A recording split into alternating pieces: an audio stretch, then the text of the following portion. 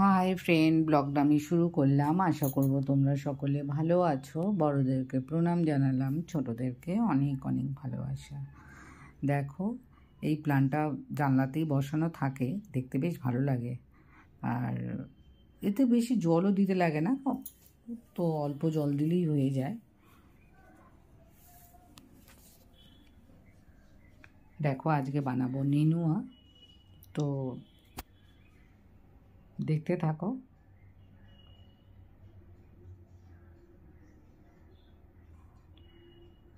এইটার মধ্যে দিয়েছি বেসন, আর দিয়েছি একটু চালের গুঁড়ো, আর নুন, হলুদ আর আলুর দম মশলা দিয়েছি, দিয়ে ব্যাটারটা বানিয়ে রেখেছি।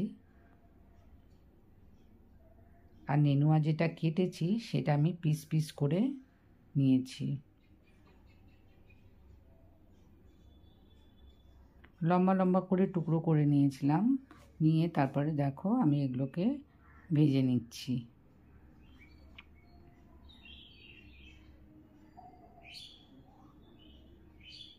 নেনু আর ঝিঙেটা একই রকম,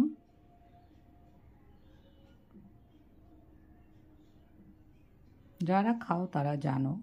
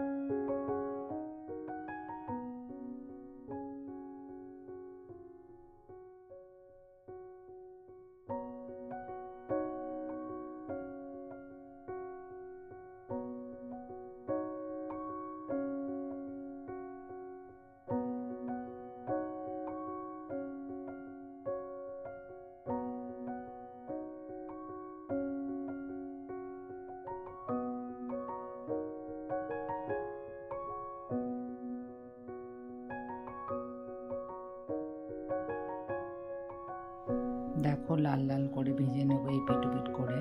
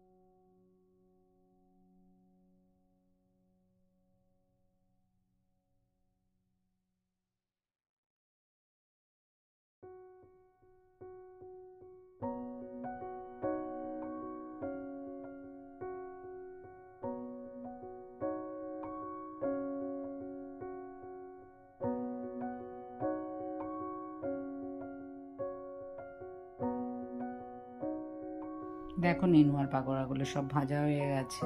এর মধ্যে দিয়ে দেবো শুকনো লঙ্কা, জিরে, আর এর মধ্যে পেঁয়াজ, রসুন, আদা পেস্ট, আর দেবো নুন, হলুদ, জিরে গুঁড়ো, ধনে গুঁড়ো আর আলুর দম মশলা দিয়ে ভালো করে এটা কষিয়ে নেব। নিয়ে তারপরে পাকোড়াগুলো দিয়ে দেবো।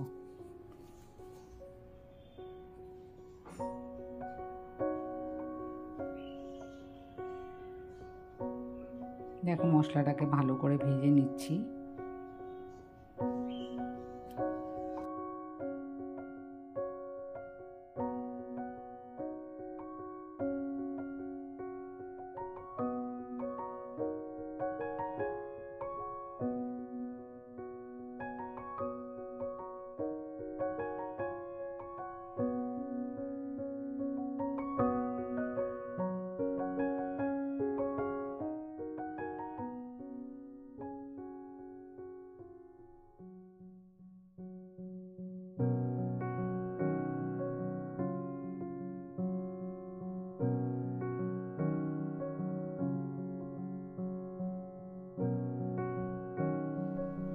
দেখো মশলাটা ভালো ভাজা হয়ে গেছে, দিয়ে দিয়েছি জল, আর এখন দিয়ে দিলাম একটুখানি গোলমরিচের গুঁড়ো।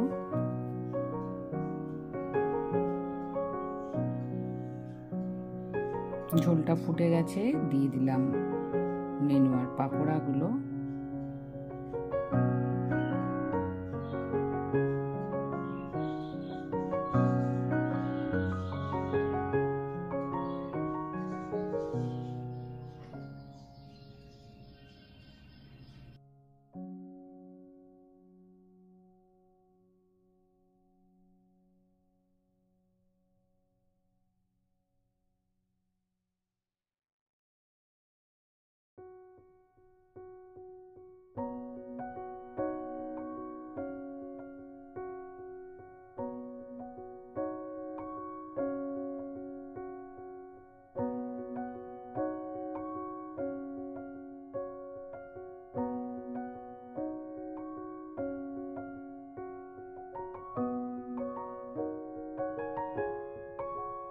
দিয়ে দিলাম ধনে পাতা। খেতে কিন্তু ভালো হয়েছিল, ট্রাই করতে পারো। ভিডিওটা ভালো লাগলে লাইক করো, শেয়ার করো, সাবস্ক্রাইব করো, সাথে কমেন্ট করো। আমার সাথে থেকো, আমার পাশে থেকো।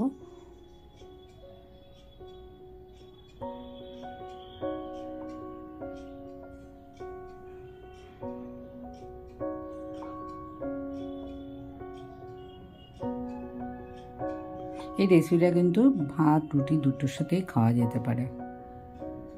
আমার সব বন্ধুদের অনেক অনেক ভালোবাসা।